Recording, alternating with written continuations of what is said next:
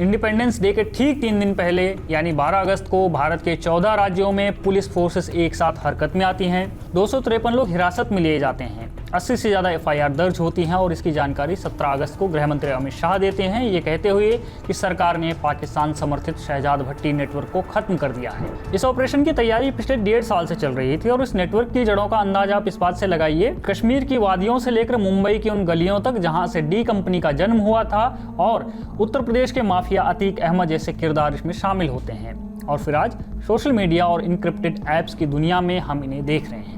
शहजाद भट्टी पर चर्चा करें उससे पहले चलते हैं पाकिस्तान के आतंक की इस दुनिया की शुरुआत की तरफ। 1947, 1965, 1971 और कारगिल के युद्धों में करारी शिकस्त खाने के बाद पाकिस्तानी सेना और ISI को समझ में आ गया था कि भारत को सीधी लड़ाई में नहीं हराया जा सकता, और इसके बाद छद्म युद्ध यानी प्रॉक्सी वॉर का सहारा लिया गया और इसके लिए तैयार किए गए स्लीपर सेल्स। जब जियाउल हक ने भारत के हाथों युद्ध में मात खाकर पाकिस्तान की सत्ता संभाली तो उसने ब्लीड इंडिया बाय 1000 कट्स वाले मिलिट्री डॉक्ट्रिन पर आगे बढ़ते हुए K2 रणनीति शुरू की। इसमें एक K था कश्मीर तो दूसरा था खालिस्तान। मोटे तौर पर इसे ऑपरेशन ट्यूपैक के जरिए जमीन पर उतारने की रणनीति शुरू हुई, जिसका मकसद भारत के भीतर असंतोष और उग्रवाद फैलाना था। पाकिस्तान ने यहीं से आतंकवादियों को सरहद पार से भेजने के साथ साथ भारत के भीतर ही युवाओं का ब्रेन वॉश करके स्लीपर सेल तैयार करने की संगठित शुरुआत की थी। भारत में स्लीपर सेल की मौजूदगी का सबसे खौफनाक चेहरा 12 मार्च 1993 को सामने आया। ये भारतीय इतिहास के सबसे विनाशकारी विस्फोटों की सीरीज थी, जिसमें 250 से ज़्यादा लोग मारे गए थे। ISI ने डी कंपनी के जरिए स्थानीय तस्करों और युवाओं का इस्तेमाल किया था। इस आतंकी घटना में जुड़े लोगों को पाकिस्तान ले जाया गया, वहां हथियारों और विस्फोटकों के इस्तेमाल की ट्रेनिंग दी गई और फिर उन्हें भारत में हमले के लिए तैयार किया गया। ये सुरक्षा एजेंसियों के लिए पहला बड़ा सबूत था कि ISI ने भारत के भीतर अपने गुर्गों का एक बड़ा नेटवर्क तैयार कर लिया है। यहीं से स्लीपर सेल को समझना जरूरी हो जाता है। स्लीपर सेल को आसान भाषा में ऐसे समझिए कि ये आतंकियों का एक ऐसा छिपा हुआ नेटवर्क है जिसमें शामिल लोग हमेशा हथियार लेकर या किसी आतंकी संगठन के सदस्य के तौर पर सामने नहीं आते हैं, बल्कि हमारे और आपकी तरह सामान्य जीवन जीते हुए बस एक दिन का इंतजार कर रहे हैं, वो दिन जब उनका मकसद पूरा होगा।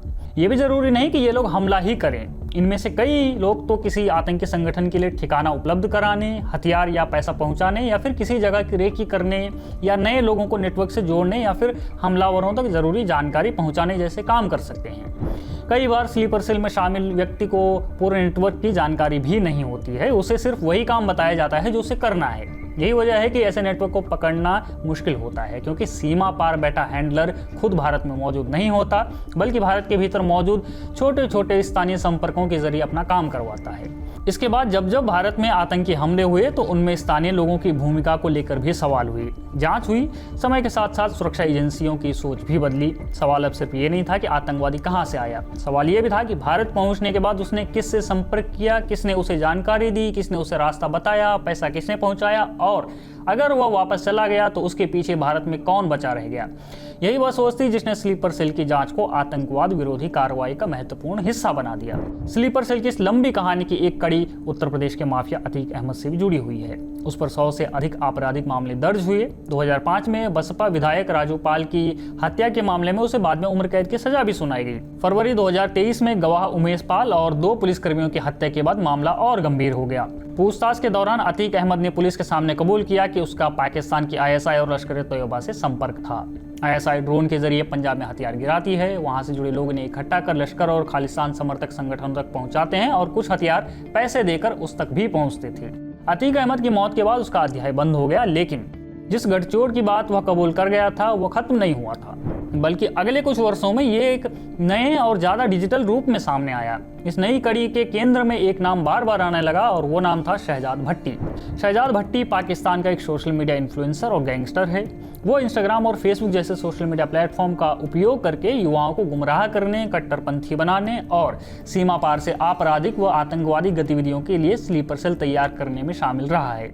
भट्टी ने भारत में दहशत फैलाने के लिए TTH नाम का एक नया मुखौटा संगठन खड़ा किया। इसका मुख्य काम नार्को टेररिज्म को बढ़ावा देना था। भट्टी का तरीका बेहद शातिर था। वो शुरुआत में युवाओं को सिर्फ 5,000 से 10,000 रुपए देकर सार्वजनिक जगहों पर किसी की रेकी करने या पोस्टर लगाने का काम देता था। बाद में उन्हें हथियार सप्लाई करके टारगेट किलिंग और ग्रेनेड फेंकने के लिए मजबूर करता था।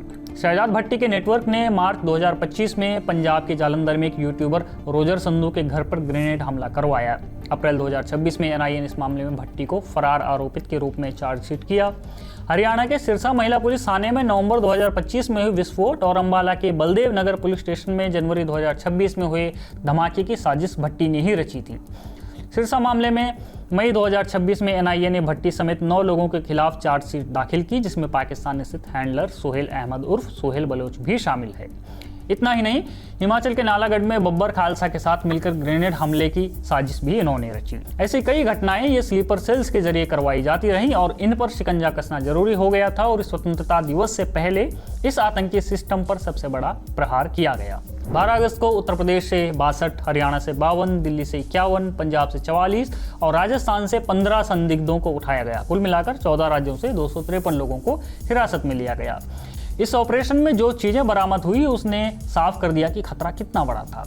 पुलिस को पाकिस्तानी हथियारों की फैक्ट्री की मुहर लगे हुए ग्रेनेड, भयंकर तबाही मचाने वाले आईईडी यानी इम्प्रोवाइज्ड एक्सप्लोसिव डिवाइसेस, पिस्तौलें और भारी मात्रा में जिंदा कारतूस मिले। इसके अलावा एजेंसियों ने जासूसी के लिए इस्तेमाल किए जाने वाले उच्च तकनीक के सीसीटीवी कैमरे भी बरामद किए, जिनका इस्तेमाल पुलिस और सेना के ठिकानों पर नजर रखने के लिए किया जा रहा था।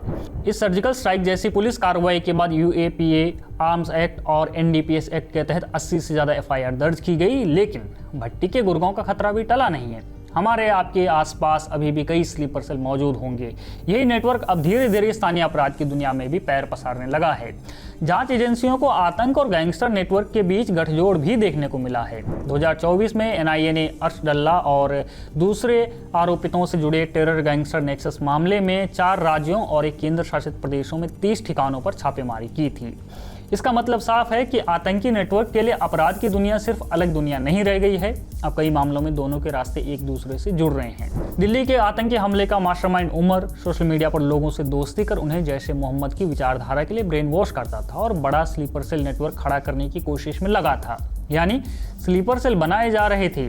आतंक का जो खतरा कभी सरहद पार दिखता था, वो खतरा अब आपके घर तक आ पहुंचा है, आपके मोबाइल तक आ पहुंचा है।